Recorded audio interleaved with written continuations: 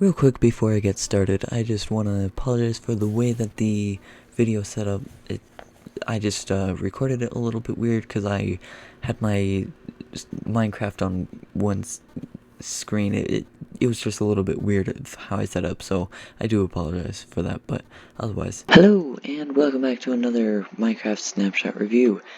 And in this episode, there are actually going to be a lot more 1.19.3 changes rather than there being more 1.20 changes and updates, that kind of thing.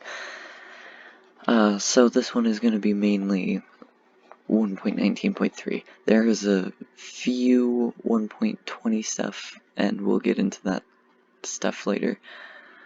The first and major thing is that there are actually a few more spawn eggs, I believe, and the monster spawner. The monster spawner actually doesn't default to the pig, and so it's empty. And then if I just grab, I don't know, a warden spawn egg, which exists, and I'll get to the snow golem and iron golem spawn eggs, but now you can just put it in rather than having it default to pigs. Both of the iron golem and snow golem, they both have spawn eggs now, so you can just do that and spawn them with a spawn egg rather than using a command. So that is very useful for some people, I'm sure. Another thing with the with just the generalized creative inventory, the building blocks was slightly reordered. The natural blocks, I believe, was slightly reordered, and I think it was consumables that was slightly reordered with the potions. In functional blocks, there were a few blocks added, and I believe bee nest was one of them. Let's see. I have a side tab open here. Chest, barrel, cauldron. So those are, I don't see them. Oh no, these are in the redstone blocks. Sorry. In the redstone blocks, there's chest, barrel, cauldron, furnace.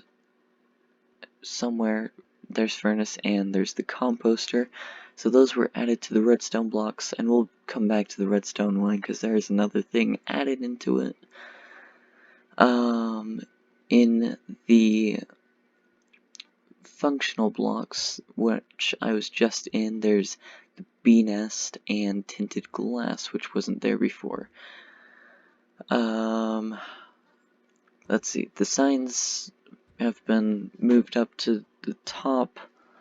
I think there was something else that I had noticed before, and I can't exactly remember what it was. Let's see. In building blocks, chains and block of amethyst have been added, if we can find those. So there's chain, there's block of amethyst, those have been added here. In crafting, down here, ancient debris has been added.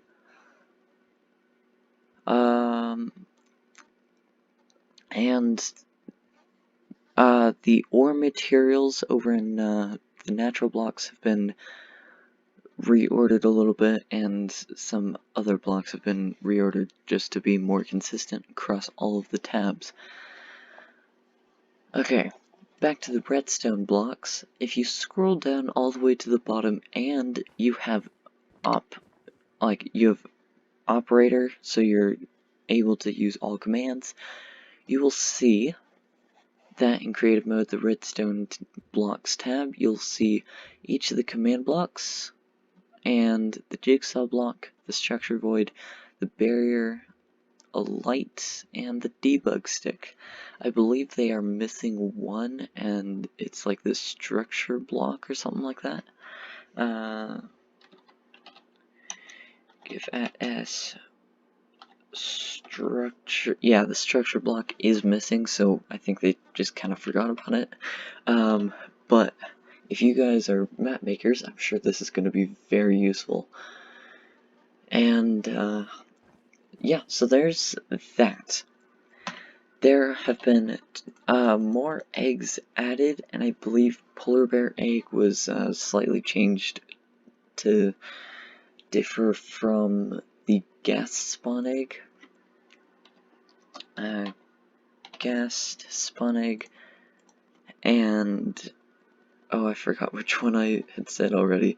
Let's see. That's polar bear. That's right. Polar. So I think these two were a little bit closer, but now they are a little bit more distinguishable, but not really that much more. Let's go into the other two spawn eggs. So there are 2 boss spawn eggs now, so you can actually get them not through the creative inventory, but if you give them to you, so it's the give at S or whatever your name is if you really want to do that. Dragon spawn egg, so Ender Dragon spawn egg, this one, and Wither will be the other one. So Wither, I spelled it wrong. Wither spawn egg, and they spawn the bosses, as you can see here. These sounds are really loud. I'm going to turn them down really quickly, because they are very loud. So if we get, let's see, what was it again? Spawner, that's right. Monster spawner. You can put them in spawners. And the Ender Dragon one doesn't work quite as well. I think that one's just a little bit buggy. Like because of space or something. The Wither one should be working. It's not yet. We're gonna kill all entities at E. That killed me too, but you did see the Wither. I don't remember where I went. I think I went this way. Yep, perfect. So, you can actually get the 2 boss spawn eggs, which I'm sure is helpful for someone as well. We're gonna break both of these. Okay, so the following blocks have received new sounds, and those are carpet, carpet, lily pad, and small amethyst buds when walking on top of them. And I'll turn up game sounds for this one so that you can hear it better, because I had watched my own video when I did the other Snapshot review, and I couldn't really hear the sounds for walking on them. And that was not where I wanted to put it. Okay, so this is small amethyst bud. This is carpet. This is lily pad. I'll do that one again because that one was a little bit hard to hear. We'll also make it a little bit longer. Okay, this one is lily pad. Okay, so those ones for walking on, and then for walking through, we need nether sprouts. and crimson and warped roots. Warped, crimson, and glow lichen.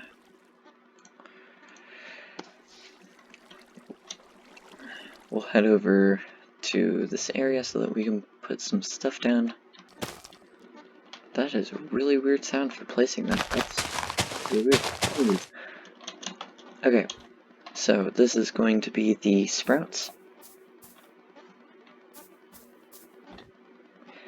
This is the roots of warped roots again. Crimson roots. Glow lichen. And that was all of those. And so that was all the sounds and the spawn eggs and monster spawners. That was like the big stuff. Let's see. I'm just looking through the official wiki just so that I can see everything. For game rules, there are block, explosion, drop, decay, and that's for non-TNT explosion. That's also not a mob, I believe. So if you put it to true, it's going to do the normal few blocks, and we'll go into the TNT one because they're all basically the same, they just show different things. So TNT, game rule, game rule, TNT, explosion, drop, decay, and it's automatically set to true, but if you make it false, you'll get more bang for your buck when you explode TNT. So TNT, you blow it up, and we should turn off the high sounds because we don't need them very much.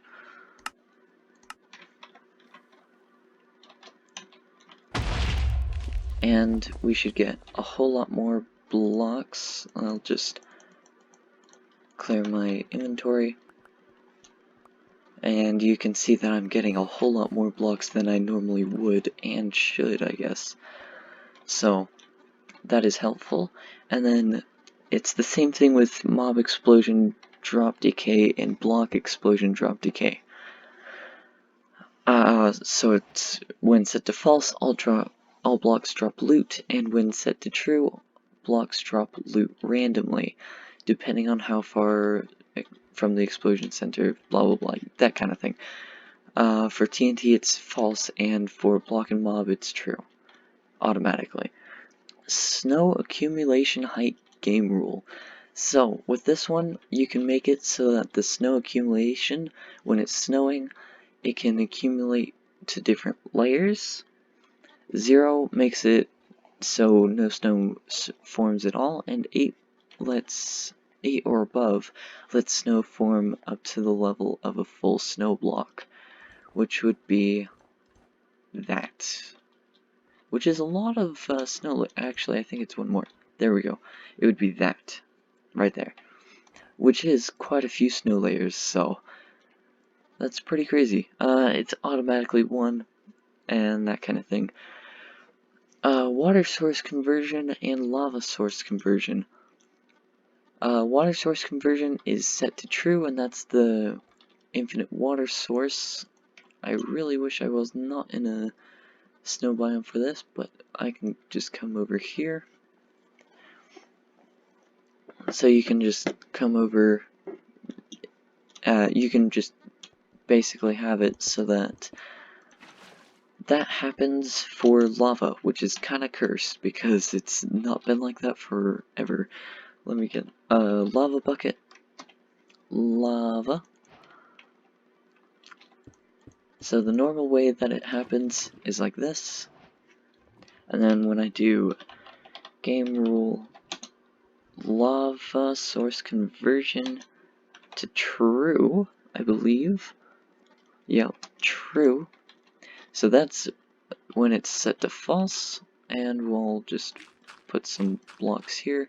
We don't need that one, and we do that, and it looks cursed. But I'm sure it's got it's useful so that if you want to have like a lava build, you don't have to go get so many lava buckets of lava, which is really nice. So now we're on to the 1.20 stuff, and there's not a lot with this one, but the bamboo mosaic actually can be used as fuel now, and I can showcase that really quick. I just need to get... So I can put that in, put some bamboo mosaic, and it can actually smelt. I think in the last one it wasn't able to smelt for some reason, and as well as the chiseled bookshelves, which is gonna be... So this is something that Mojang has listened to the fans for, and that is that chiseled bookshelves can actually be affected by hoppers. And so I will show this off really quickly. This is the last thing of this video, I promise. But if I just shove a bunch of these in here, and I grab some myself, I can put some in. And you can see that it's like blinking here, and I can take them out still, so it's they're affected by hoppers. So that's pretty nice, actually. I believe that is everything. So thank you guys so much for watching. I really do hope you enjoyed, and I will see you guys next time in the next Snapshot review, or just a different video. Bye!